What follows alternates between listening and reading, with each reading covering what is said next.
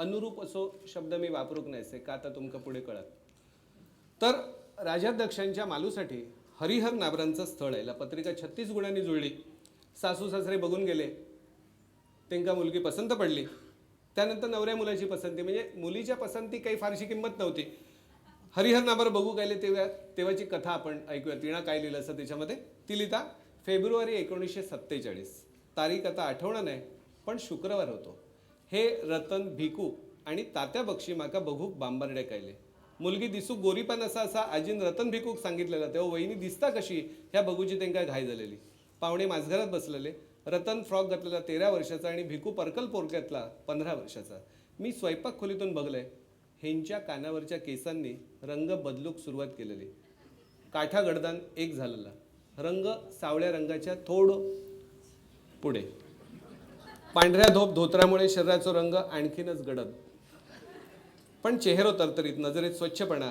जावई येतलो म्हणून ओल्या काजूची गुळचून घालून उसळ बनवली. मी थरथरत चहा घेऊन गेले. हेणी एकही प्रश्न विचारूक नाही. रतन भिकूच्या चेहऱ्यावर आनंद दिसा होतो. हेणी जाताना दाजींका सांगितलं, माझ्या आईवडिलांची पसंती म्हणजे माझी पसंती, पण मुलीक मी पसंत असे की नाही ह्या तिका ठरवची संधी मिळूची म्हणून मी आले. हो खरेपण म्हाका आवडलो. कादंबरीचे 3 प्रकार असतात. एक नायक स्वतःबद्दल सांगता, एक त्रयस्थ म्हणून व्यक्तिमत्व रंगायला जाता, आणि वि. स. खांडेकरांच्या ययाती किंवा शिवाजी सावंतांच्या मृत्युंजय सारख्या प्रत्येक पात्र जे असतं ते काय काय वाटलं ह्या त्याचा मनोगत मांडता.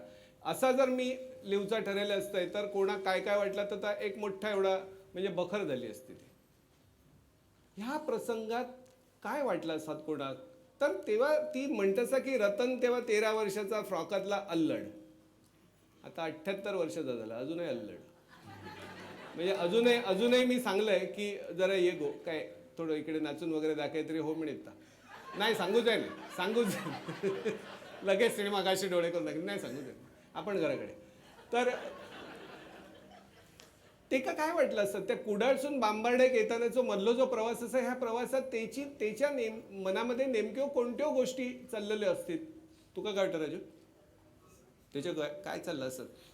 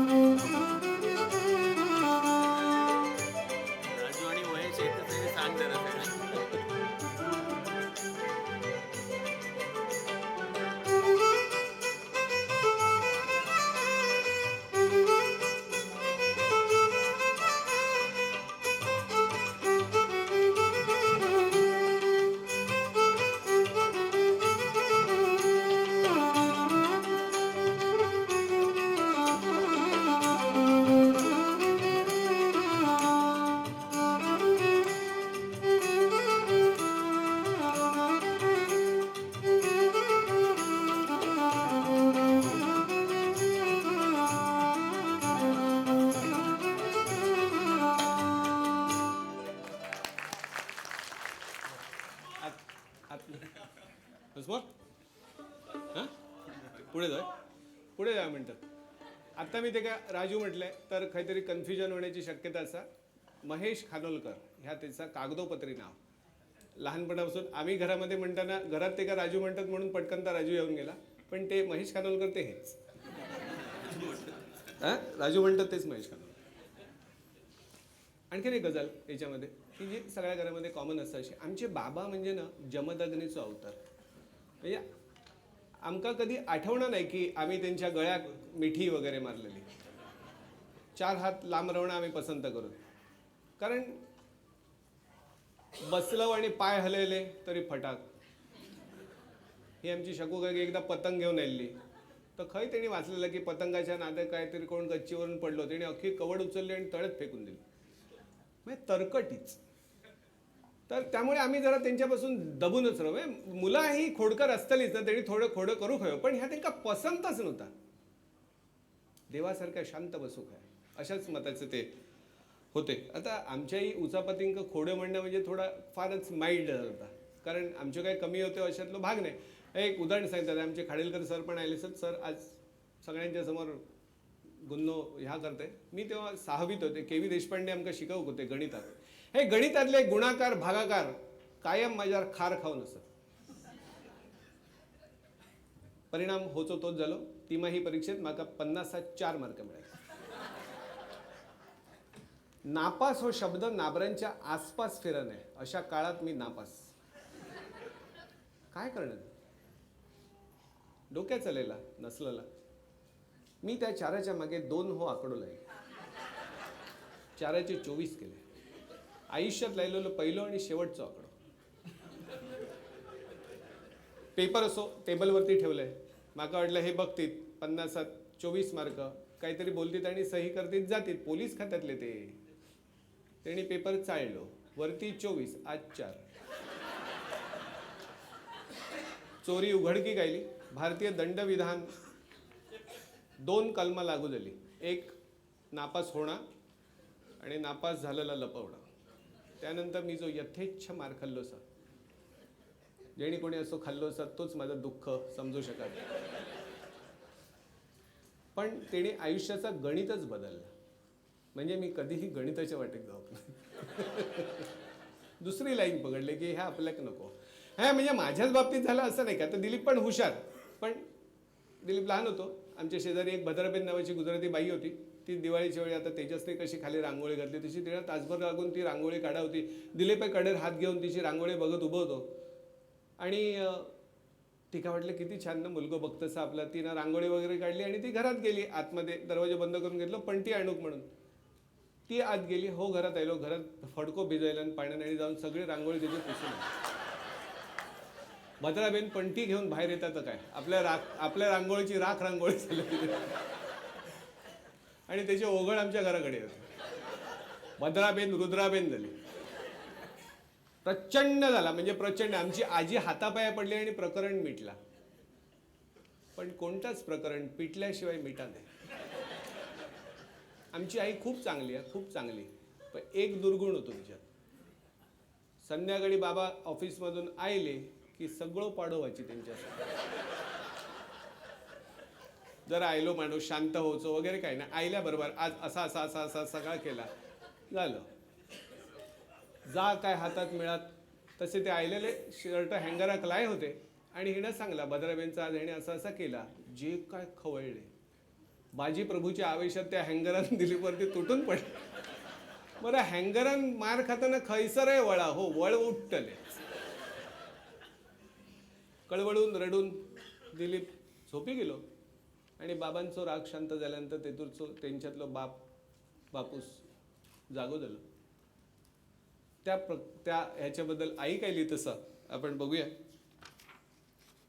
एकदा रागाच्या भरात हेने दिलीपाक हँगरान मार मारला. पाठीर वळ उठले. आजी बोल बोलली. तुझ्या रागा काही डोळे असत का नाही. काहीतरी वर्मी बसलं तर जीव जायत पोराचो. हेने दिलीपाक मांडीर घेतलो. त्याच्या पाठीवरच्या वळावर तेल चोळीत बसले. राग आणि अनुराग ह्याचं मिश्रण असा अजब होता. कडक शिस्तीचो बापूस असो आतून असो पिकलेल्या हापूस आंब्यासारखं गोड होतो. चांगला चुंगला यथेच्छ खाऊ घालून आईने आमका वाढायला आणि योग्य थैसर यथेच्छ बडवून बाबांनी आमका घडयला.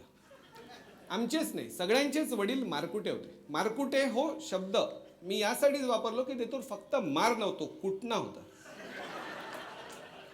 औषधा कुटल्यानंतर जशी अधिक गुणकारी होतात तशी मुलांक कुटल्यानंतर ती अधिक गुणवंत होतात. हो त्यावेळचो अलिखित असो नियम होतो. जशी समाजाची विचारधारा तशीच बघा, गाणी सुद्धा तशीच असतात.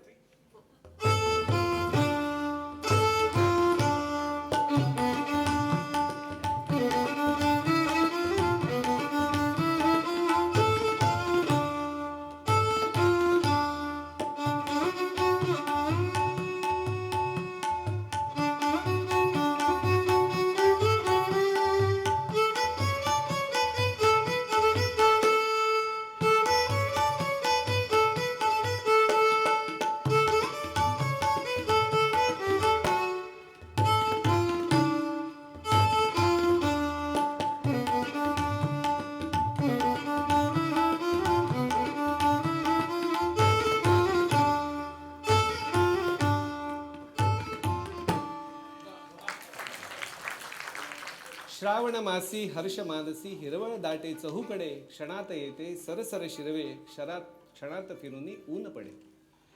मुंबईच्या वास्तव्यात हिरवळ विरळ. त्यामुळे वरच्या कवितेतलो हर्ष आमका कधी जाणवकच नाही. श्रावण येण्याच्या आनंदापेक्षा अधिक आनंद गटारीमुळे. म्हणजे गटारीचा आमचा संबंध फक्त खाण्याशी पिण्याशी नाही. आमच्या बाबांनी अख्ख्या आयुष्यात थेंबाक दारूच्या थेंबाक मद्य कधी दारू स्पर्श करूक नाही. आमच्या घरात ह्या होती ब्रँडीची बाट, डॉक्टर ब्रँडी आणलेली असायची, पण ती पायात चोळूक. मद्याशी एवढ्या उद्दामपणे क्वचितच कोणतरी वागला. म्हणजे गटारीक मटण खाऊक मिळाल्यामुळे आनंद होय, आणि उद्यापासून आता गणपतीपर्यंत मासे खाऊक मिळूचे नाही म्हणून दुःखही होय. पण त्या श्रावणामध्ये येणारे जे सण होते, काकडी खिचडी, नागपंचमी, आकोबा कोकोबा, हे तुळचो आकोबा कोकोबा हो आमका फार आवडीचो. कारण त्या दिवशी आई तुळशीकडे तो दही भात, आळू, शेंगदाणे घातलेला आणि आंबाडीची फोड ह्याची आमका घास बरं आहे. आणि तेव्हा वाटतं की आठवड्यातून हे आकोबा कोकोबा 2-3 वेळा का नाही येणार. त्याबद्दल ती लिहितसा की आकोबा कोकोबाच्या दिवशी तुळशीकडे दही, आळू, भात आणि आंबाडीची फोड मी दिलीप संदीपच्या तोंडात घातलंय की पाठसून शेजारच्या रेडकरांचे माधुरी विजय आ करून उभे असत. नंतरच्या काळात शैलेशी भर पडली. असे किती चिवूक आवूक घास भरण्याचं भाग्य माका मिळाला देव जाणे. असोच एक श्रावणातला दिवस मी विसरूचय नाही. एकदा कॅम्पच्या निमित्तानं आंबोलीत गेले. जोरदार पाऊस पडवतो. आम्ही गाडी थांबवली. लहान मुलासारखे पावसात चिंब भिजलो. आतापर्यंत आम्ही श्रावणसरी पाऊस म्हणून अंगावर घेतलेलं, पण त्या दिवशी आम्ही श्रावणसरी अंगावरती घेतलो. आणि आमचा ड्रायव्हर रसिक होतो. पटकन आतमध्ये गेलो आणि त्यांनी ऑन केला गाणं. काय असं